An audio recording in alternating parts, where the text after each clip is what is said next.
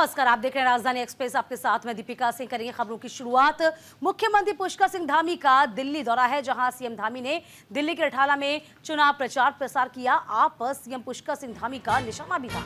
आप कांग्रेस कर रही है तुष्टीकरण की राजनीति, तो उत्तराखंड के सीएम पुष्कर सिंह धामी ने आज रिठाला विधानसभा में जनसभा की। इस दौरान उन्होंने कहा, आप और कांग्रेस भ्रष्टाचार और तुष्टीकरण के अपने एजेंडे पर काम कर रहे हैं। दूसरी ओर पीएम नरेंद्र मोदी 2047 तक भारत को विकसित बनाने का संकल्प आगे बढ़ा रहे हैं।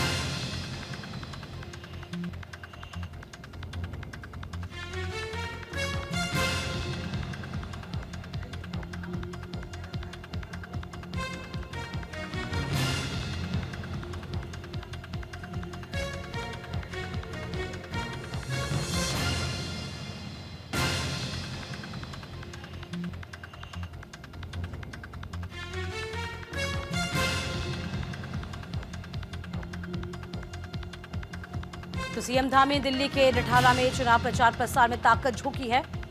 आप पर सीएम पुष्कर सिंह धामी निशाना साधा। देखिए, तमाम बड़े जो दिग्गज हैं सभी इस वक्त दिल्ली के चुनाव प्रचार प्रसार में अपनी ताकत दिखा रहे हैं। इस बीच सीएम भी पहुंचे। हमेशा की तरह दिल्ली वालों को गुमराह करने में लगे हैं, लेकिन इस बार ये पापी गैंग और इनके सरगना फर्जीवाल ये कितना भी दम लगा ले, मैं आप सबकी उपस्थिति, आप सबका जोश देखकर ये कह सकता हूं कि अब दिल्ली की जनता या द्वारिका की जनता इनके झांसे में नहीं आने वाली है। मैं ठीक कह रहा हूं ना? मैं ठीक कह रहा हूं तो जोर से बोलिए। इसके साथ ही मैं कहना चाहूंगा कि ये देशद्रोही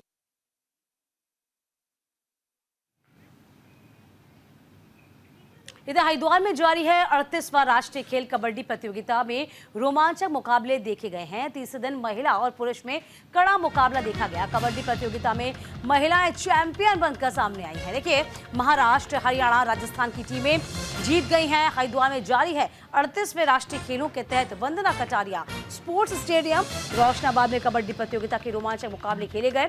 महिला वर्ग में महाराष्ट्र की टीम ने पश्चिम बंगाल को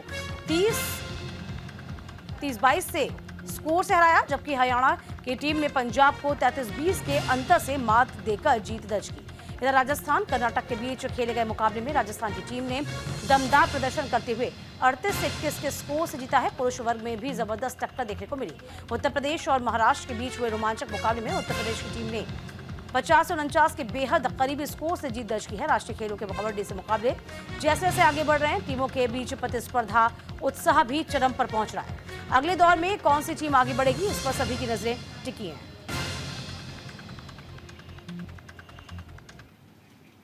तो हल्द्वानी में नेशनल गेम्स जारी। आज खेला गया है पहला फुटबॉल मैच। 3-2 से सर्विसेज ने मणिपुर को हरा दिया। फुटबॉल टीम ने जीत का उत्साह देखा। हल्द्वानी में जारी 38वें राष्ट्रीय खेलों के तहत आज मिनी स्टेडियम में खेले गए पुरुष फुटबॉल मुकाबले में सर्विसेज ने मणिपुर को 3-2 से हराकर जीत दर्ज की। यह मैच बेहद रोमांचक रहा, जिसमें सर्विसेज ने अंतिम क्षणों में गोल कर मुकाबले को अपने नाम किया। पहले हाफ तक मणिपुर की टीम 2-1 से आगे थी। उसने तेज शुरुआत की, लेकिन उसके दूसरे हाफ में सर्विसेज ने जबरदस्त वापसी की। सर्विसेज के खिलाड़ी श्रेयास पीजी जर्सी नंबर 18 ने शानदार खेल दिखाया और 2 अहम गोल कर टीम को जीत दिलाई। श्रेयास ने निर्णायक गोल 90 मिनट में दागा, जिससे मणिपुर की टीम को वापसी का मौका नहीं मिला।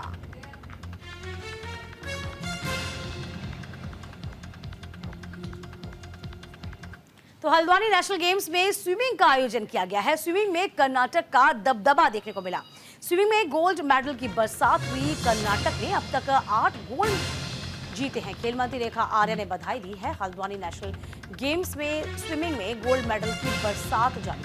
200 मीटर फ्री स्टाइलिंग स्विमिंग में जहां दिल्ली के भव्य सचदेवा ने गोल्ड मेडल जीता, तो वहीं 50 मीटर स्विमिंग प्रतियोगिता में एक बार फिर से कर्नाटक की धिनिधि ने गोल्ड पर कब्जा किया। बंगाल की शोभर्ती मंडल ने भी गोल्ड अपने नाम किया। उत्तराखंड की खेल मंत्री रेखा आर्य भी अंतर्राष्ट्रीय स्टेडियम गोलापार पहुंची, जहां उन्होंने प्राइज सेरेमनी में हिस्सा लिया और मीडिया से बात करते हुए कहा कि उत्तराखंड में 38वें नेशनल गेम्स की मेजबानी मिलना न सिर्फ हमारे लिए गर्व की बात है, बल्कि हमारे खिलाड़ियों के लिए वर्ल्ड क्लास खेलों के आयोजन और खिलाड़ियों की प्रतिभा को निखारने का काम करेंगे।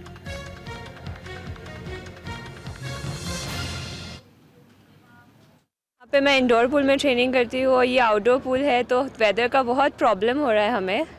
यहाँ पे बहुत ठंड है, तो इंटरनेशनल लेवल में भी इतना ठंड में कंपटीशन होता है, पर इंडोर पूल में होता है, तो ये एक नया एक्सपीरियंस था, तो बहुत अच्छा लग रहा है यहाँ पे आके। लाइक उत्तराखंड में सब घूमने आते हैं, हम कंपटीशन कर रहे हैं, हम जीत रहे हैं, हम एंजॉय कर रहे हैं, तो ये बहुत खुश की बात। उत्तराखंड के जो हमारे खिलाड़ी हैं वे अपने ही राज्य से खेले, अपने ही राज्य में प्रैक्टिस करें, अपने ही राज्य में और अन्य खिलाड़ियों को तैयार करें, अपने ही राज्य का नाम रोशन करें। उसके लिए जो बुनियादी रूप से सरकार के निर्णय होने चाहिए वो निर्णय हम कर चुके हैं। चाहे वो निर्णय आउट ऑफ टर्न जॉब देना हो, चाहे वो 4% का रिजर्वेशन देना हो, चाहे वर्तमान में नगद इनाम धनराशि का विषय हो, चाहे मेडल लाने पर नगद इनाम धनराशि का विषय हो, चाहे राष्ट्रीय और अंतर्राष्ट्रीय फलक पर जो है उत्तराखंड का नाम रोशन करने पर नगद इनाम धनराशि का विषय हो। मैं समझती हूँ कि जो बुनियादी बेसिक जो एक रिक्वायरमेंट होती है, जिसको कहते हैं कि मोटिवेशन होना चाहिए, वो सरकार की ओर से बहुत ऐतिहासिक निर्णय हो चुके हैं। और I won my 50-meter freestyle today. Really happy about my performance. I hope to keep the momentum going. I hope to win the 100 and the 400 coming in the later days. So I'm really happy about today. Tomorrow I have 4x200 freestyle relay और उसके बाद मुझको 50 fly, 100 free, 400 freestyle भी है. So I'm hoping to get a good times and hopefully my training pays off in those few events. Tournament back में gold जीता। ये feeling बहुत स्पेशल है क्योंकि मेरा first individual national gold medal है टूर्नामेंट बैक में, और रिकॉर्ड 0.02 से छूट गया, पर कोई बात नहीं, नेक्स्ट टाइम और मेहनत करूँगा और ट्राई करूँगा रिकॉर्ड तोड़ने के लिए। महाराष्ट्र से फैसिलिटी बहुत अच्छा है, पूल भी टेम्परेचर कंट्रोल्ड है और फैसिलिटी काफ़ी अच्छा है। चलिए आगे बढ़ जाएंगे। हरिद्वार में बच्ची के अपहरण का मामला सामने आया है। हरिद्वार पुलिस को इस बाबत बड़ी सफलता भी हासिल हुई। पुलिस ने 10 घंटे में अपहरणकर्ता को दबोचा है। तो गाजियाबाद से बरामद हुई है 3 साल की बच्ची। तो हरिद्वार पुलिस ने तेजी और सूझबूझ का परिचय दिया। कनखल क्षेत्र से अगवा की गई 3 वर्षीय बच्ची को महज 10 घंटे के भीतर गाजियाबाद से सकुशल बरामद कर लिया गया है। जो किडनैपर है बबलू, उसे भी गिरफ्तार किया गया। बच्ची की मां से पुरानी रंजिश के चलते इस वारदात को अंजाम देना चाहता था। पुलिस के अनुसार 30 जनवरी की शाम बच्ची की मां ने थाना कनखल में शिकायत दर्ज कराई थी कि उसका परिचित बबलू बच्ची को चॉकलेट देने के बहाने घर से बाहर ले गया, फिर वापस लेकर नहीं लौटा। जांच में सामने आया कि सीसीटीवी फुटेज की जांच के मुताबिक मुखबिरों की मदद से अपहरणकर्ताओं को गाजियाबाद रेलवे स्टेशन के पास दबोचा गया।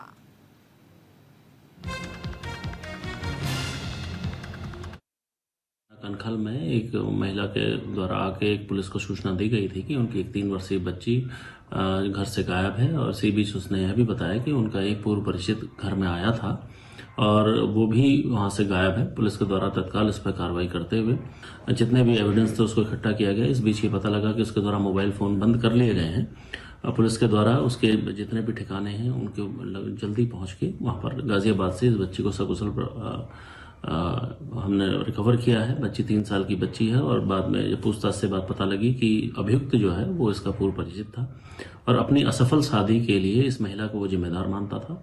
इसी क्रम में उसके द्वारा इसकी बच्ची का अपहरण किया गया था। पुलिस के द्वारा अभियुक्त को पकड़ा गया है, बच्ची को सकुशल रिकवर किया गया है और इस अभियुक्त को आज न्यायालय में पेश करके उसको आगे की कार्रवाई जो वैधानिक कार्रवाई है वो की जाएगी। इधर लक्सर में हुई हिंसा पर पुलिस का सख्त रुख है। उपद्रवियों की धरपकड़ में जुटी है पुलिस। खानपुर विधायक उमेश कुमार पर केस दर्ज हुआ। सैकड़ों समर्थकों पर भी मुकदमा दर्ज हुआ। 450 समर्थकों पर 2 अलग अलग मुकदमे दर्ज किए गए हैं। हरिद्वार पुलिस ने उपद्रवियों के खिलाफ सख्त रुख अख्तियार किया। लक्सर में सर्व समाज की महापंचायत के दौरान उपजे तनाव में हुए पथराव को लेकर पुलिस ने बड़ा एक्शन लिया है। इस मामले में खानपुर विधायक उमेश कुमार समेत 450 समर्थकों पर 2 अलग अलग गंभीर धाराओं में मुकदमे दर्ज किए गए हैं। पुलिस उपद्रवियों को चिन्हित कर उन्हें धरपकड़ में जुटी है। गौरतलब है कि लक्सर के किसान इंटर कॉलेज में सर्व समाज की बैठक प्रस्तावित थी, लेकिन प्रशासन ने इसकी अनुमति नहीं दी थी। इसके बावजूद उत्तर प्रदेश से आए तकरीबन 80 से 90 लोग कॉलेज ग्राउंड में एकत्रित होने लगे, जबकि पुलिस ने कानून व्यवस्था बनाए रखने के लिए उन्हें वहां से हटने कहा तो भीड़ उग्र हुई और पुलिसकर्मियों के साथ धक्का मुक्की करने लगी। देखते ही देखते माहौल तनावपूर्ण हुआ। भीड़ ने पुलिस पर पथराव शुरू कर दिया। हालात बिगड़ते देख पुलिस ने बल प्रयोग कर भीड़ को तितर बितर किया। इस दौरान 4 पुलिसकर्मी घायल हो गए, जिसका मेडिकल परीक्षण कराया गया है। सभा का आह्वान किया गया था जिन्होंने बाद में इसको निरस्त कर दिया था, पर उसके बावजूद पुलिस के द्वारा इसमें जो आवश्यक एहतियात बरती गई थी बॉर्डर पर हम लोगों के द्वारा इसमें फोर्स का डिप्लॉयमेंट किया गया था और किसी भी प्रकार के किसी भी सम्मेलन को कोई अनुमति नहीं दी गई थी। आज गोवर्धनपुर के पास में, हमारे खानपुर बॉर्डर के पास में एक घटना हुई जिसमें इनके द्वारा पथराव पुलिस पर किया गया था। जब इन्हें आने से रोका जा रहा था, पुलिस ने तत्काल इनको जो आवश्यक बल प्रयोग के बाद इनको कुछ गाड़ियां सीज करी हैं, कुछ लोगों को भी हिरासत में लिया गया है। मुझे उम्मीद है इसमें जो भी लोग सम्मिलित हैं उनके खिलाफ हम सख्त कार्रवाई करेंगे। अगर जो इस तरीके से कानून का उल्लंघन करता है या इस तरीके से अपने आप को सोच रहा है कि वो आके यहाँ पर कुछ भी कर लेगा, उसको हम बिल्कुल भी बर्दाश्त नहीं करेंगे। उसके खिलाफ जो भी सख्त कार्रवाई होगी वो की जाएगी। तमाम जानकारी के साथ हमारे सहयोगी संजय पुंजीर इस पूरी खबर पर नजर बनाए हुए हैं। संजय, देखिए अब जाहिर सी बात है, लग रहा है कि मामला सब कुछ शांत हो गया है, गिरफ्तारी हो गई है, 450 लोगों पर मुकदमा दर्ज है, लेकिन अदावत तो अभी भी है। निश्चित तौर पर लगातार जो उमेश चैंपियन की बात है वो थमने का नाम नहीं ले रहा है। जिस तरह से कल एक हिंसा हुई है लक्सर के खानपुर क्षेत्र में, ये पूरी घटना घटी है, तो उस पर पुलिस ने सख्त रुख इख्तियार किया है। 400 से ज्यादा जो उमेश कुमार के समर्थक थे उनके खिलाफ मुकदमा दर्ज किया है। हालांकि पुलिस से हमारी बात हुई, एसएसपी का भी यही कहना है कि जिस तरीके से उमेश कुमार ने एक आह्वान भी किया था और अपील भी की थी कि महापंचायत को रद्द कर दिया गया है, लेकिन कुछ समर्थक ऐसे थे उन्हें यह मालूम नहीं हुआ, उन तक वो संदेश नहीं पहुंच पाया। उसके बाद भारी संख्या में लक्सर के खानपुर पहुंचे और यहाँ पर जैसे जैसे भीड़ इकट्ठा हुई तो पुलिस का यह आरोप है कि पहले जो समर्थक थे उन्होंने पुलिस पर पथराव किया है, जिसके बाद पुलिस को कहीं ना कहीं बल का प्रयोग करना पड़ा, यहाँ लाठी चार्ज करनी पड़ी। आप तस्वीरों में देख सकते हैं किस तरह से जो उपद्रवी हैं वो लगातार ही पुलिस पर पथराव कर रहे हैं। तो ऐसे में पुलिस ने उनके खिलाफ एक बड़ा मामला दर्ज किया है। 400 से ज्यादा जो समर्थक थे उनके खिलाफ मुकदमा दर्ज किया है और पुलिस उन्हें चिन्हित कर रही है, आगे की कार्रवाई की तैयारी कर रही है। देखिए, इस बीच ये बताइए, जो चैंपियन है, चूंकि चैंपियन के समर्थक भी लगातार हंगामा कर रहे थे, इसके बाद जब उमेश आते हैं, उमेश ने कहा कि देखिए महापंचायत रद्द है, तो क्या चैंपियन के खिलाफ भी कोई मामला दर्ज हुआ? देखिए, पहले ही हरिद्वार पुलिस ने चैंपियन के खिलाफ मुकदमा दर्ज कर उनको जेल भेज दिया गया है, लेकिन जो उनके समर्थक थे वो लगातार भारी संख्या में उनके महल पहुंचे थे और वहां पर उन्होंने भी एक अच्छा खासा प्रदर्शन किया था। हालांकि इस दौरान कोई हिंसक घटना नहीं घटी, लेकिन पुलिस ने उन्हें भी समझाया था कि ये मामला आपकी कोई सामाजिक नहीं है कि भारी संख्या में लोग पहुंच रहे हैं, ये व्यक्तिगत मामला है, ये बैठकर निपटाना चाहिए। और कल जिस तरह से ये घटना घटी है तो एक हिंसक घटना घटी है, इसमें कई पुलिसकर्मी घायल भी हुए हैं और पुलिस ने यही वजह है कि पुलिस ने एक मामला दर्ज किया है और लगातार उन्हें चिन्हित कर अब गिरफ्तारी की तैयारी चल रही है। दीपिका, गिरफ्तारी की तैयारी चल रही है, तस्वीर में हम देख पा रहे हैं किस तरीके से समर्थकों को वहां से हटाया गया, लाठीचार्ज भी हुआ। फिलहाल उमेश कुमार का क्या स्टैंड है? फिलहाल गिरफ्तारी की तैयारी या गिरफ्तार कब तक कर लिया जाएगा, कोई जानकारी इस बीच? देखिए दीपिका, लगातार ही दोनों ही पक्षों से जो जिम्मेदार लोग हैं उनसे लगातार पुलिस संपर्क में है और पुलिस ने कल डोईवाला से उमेश कुमार को हिरासत में भी लिया था, हालांकि पूछताछ की थी, लेकिन अभी मामला खत्म नहीं हुआ है क्योंकि जो दोनों के समर्थक है, एक और जहां ब्राह्मण समाज पूरी तरीके से लगातार पंचायत की बात कह रहा है, तो वहीं जो गुज्जर समाज है वो भी कहीं ना कहीं इसी बात को लेकर कह रहा है कि जो अब पूर्व विधायक कुंवर प्रणव सिंह चैंपियन थे उनके साथ अन्याय हुआ है, उनको जेल से रिहा करना चाहिए। तो लगातार ही दोनों के जो समर्थक है वो एक दूसरे पर हावी है। हालांकि सोशल मीडिया पर भी बयानबाजी हो रही है जिस पर कहीं ना कहीं हरिद्वार पुलिस और लोकल जो इंफॉर्मेशन पुलिस है उनकी कहीं ना कहीं यहाँ सख्त नजर दिखाई दे रही है। संजय, सवाल ये भी है कि चैंपियन को तो अरेस्ट कर लिया गया जबकि समर्थक दोनों के हावी थे, उमेश की गिरफ्तारी की तैयारी चली, हालांकि हिरासत में ले लिया गया लेकिन गिरफ्तार नहीं किया गया, तो फिलहाल ऐसा क्यों? चैंपियन ही क्यों सबसे पहले और फिर उमेश के बाद में? हाँ देखिए, लगातार दीपिका अगर बता दें, जिस तरह से 26 जनवरी को एक घटना घटी थी उसमें उमेश कुमार ने ताबड़तोड़ फायरिंग इनके जो वर्तमान विधायक है उमेश कुमार उनके कार्यालय पर की थी और तस्वीरों में साफ देखा जा सकता है कि किस तरह से ताबड़तोड़ फायरिंग की थी, जिसको देखते हुए हरिद्वार पुलिस ने गंभीर धाराओं में यानी हत्या जैसे जो अपराध है उनमें मुकदमा दर्ज किया था। यही वजह है कि चैंपियन की पहले गिरफ्तारी हुई है और उनके समर्थकों को भी एहतियातन के तौर पर उन पर भी नजर रखी जा रही है। वहीं अगर उमेश कुमार की बात की जाए तो पुलिस भी लगातार हिरासत में है और पूछताछ जारी है, हालांकि उनके पूरे मामले की जांच की जा रही है, उसके बाद उनको भी कहीं ना कहीं गिरफ्तार किया जाएगा। चलिए, अभी क्या माहौल यदि हम खानपुर का देखें तो क्या नजर आ रहा है? माहौल शांतिपूर्ण है? देखिए अभी तनावपूर्ण स्थिति है, हालांकि हर जो लगातार आज इस तरह से हमने देखा है कि जो किसान नेता है उनके आने की संभावित दौरा उनका रुड़की था, लेकिन वो वहां नहीं पहुंचे, वो हरिद्वार पहुंचे। हालांकि उनका भी यही कहना है कि ये कोई सामाजिक लड़ाई नहीं है, दोनों ही समाज के लोगों के जो जिम्मेदार व्यक्ति है उनको ये मतभेद आपस में बैठ के निपटा लेना चाहिए, क्योंकि जो व्यक्तिगत लड़ाई है वो व्यक्तिगत ही रहने दे, नहीं तो कोई किसी तरह के इस पूरे मामले में पंचायत ना करे, किसी तरह की बैठक ना करे, क्योंकि यह मामला लगातार तूल पकड़ता जा रहा है। वहीं अगर रुड़की उनके कार्यालय की बात की जाए उमेश कुमार के, वहां पर भी तमाम जो पुलिस की टीमें हैं वो तैनात है। पल पल की खबर वहां से लगातार हमारी टीम दिखा भी रही है, बावजूद इसके जो आसपास के रास्ते हैं उन पर भी कहीं ना कहीं बैरिकेडिंग। चलिए, बहुत शुक्रिया संजय आपका तमाम जानकारी देने के लिए। बड़े आगे हरिद्वार पुलिस के 5 अधिकारी कर्मचारी सेवानिवृत्त हुए हैं। सेवानिवृत्त 5 न्यायालय कर्मियों को विदाई दी गई है। 5 को फूल माला पहनाकर उनका स्वागत किया गया। उत्कृष्ट सेवाओं के लिए भी भावभीनी विदाई हुई है। देखिए, हरिद्वार पुलिस ने अपने 5 समर्पित अधिकारियों कर्मचारियों को उत्कृष्ट सेवाओं के लिए भावभीनी विदाई दी।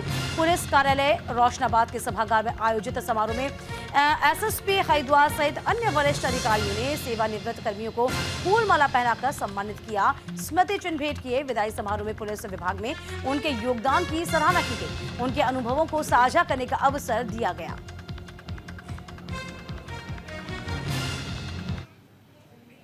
देहरादून को सीएम धामी की बड़ी सौगात है। स्वास्थ्य सुविधाओं के क्षेत्र में बड़ा फैसला किया गया है, जिसमें अस्पताल में होगा एक समान शुल्क, मेडिकल कॉलेजेस में एक समान यूजर्स चार्ज लागू होंगे। धामी सरकार ने स्वास्थ्य के क्षेत्र में आम जनता को बड़ी राहत दी। प्रदेश में राजकीय मेडिकल कॉलेजों में इलाज के लिए आने वाले मरीजों से अब एक समान यूजर चार्ज लिया जाएगा। ओपीडी, आईपीडी पर्ची बनाने से लेकर बेड, एम्बुलेंस का एक समान शुल्क किया जाएगा। प्रदेश में 5 राजकीय मेडिकल कॉलेजेस देहरादून, श्रीनगर, हल्द्वानी, अल्मोड़ा में संचालित है। इसके अलावा निर्माणाधीन राजकीय मेडिकल कॉलेज रुद्रपुर और पिथौरागढ़ के संबंध चिकित्सालय में भी संचालित है।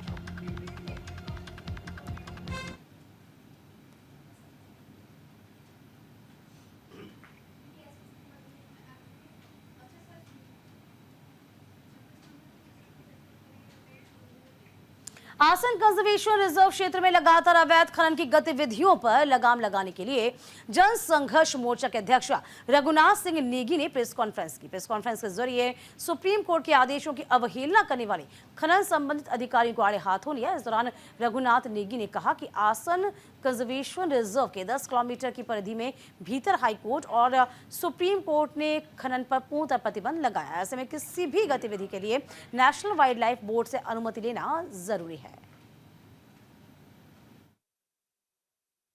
जो अधिकारी बैठे, जो अधिकारी सरकार को गुमराह कर रहे हैं, ऑनरेबल हाई कोर्ट का आदेश, सुप्रीम कोर्ट के आदेश को जब हमने इन अधिकारियों को चेतावनी दी, चाहे वो निदेशक खनन हो राजपाल लेगा जी हो, चाहे सचिव हो खनन के ब्रजेश कुमार संत जी, हमने इनको स्पष्ट चेतावनी दे डाली कि अगर आपने ऑनरेबल हाई कोर्ट के, सुप्रीम कोर्ट के आदेश की अनुपालना नहीं कराई, निश्चित तौर पर हम व्यक्तिगत रूप से इनको कोर्ट में घसीटेंगे और इसका खामियाजा।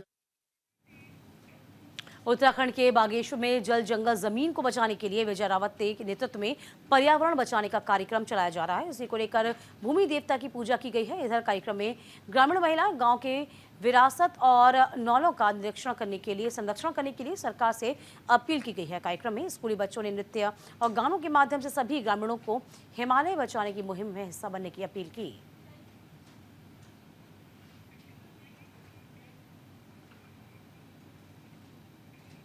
और इसी के साथ राजधानी एक्सप्रेस में अभी के लिए बस इतना ही।